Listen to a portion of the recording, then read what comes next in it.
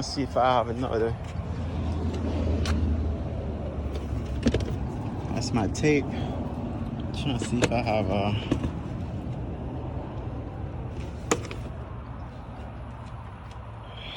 nah. Trying to see if I have some extra. Now I find this hair hose under my bunk, but I don't know if it's good. So I wish I knew how to fix that, man, so I can fix it and I could fix it and move it. I asked the guy if I try to tape it, is it gonna work? He said too much pressure, it's not gonna hold it. And guess it won't. But god damn it. Now I don't know what the freak to do, y'all.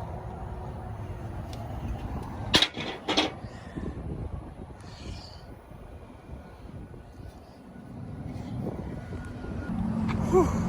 Sweating like a motherfucker. So now I got those wrenches. I'm gonna see if I can take that off. I'm gonna see if I can take that off so I can put the other one, see if it's gonna work. Because I see this one here, so I don't know if it's gonna work or not, but we're gonna try and see.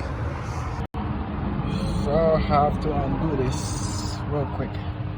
Okay, got security. Security helping me right now.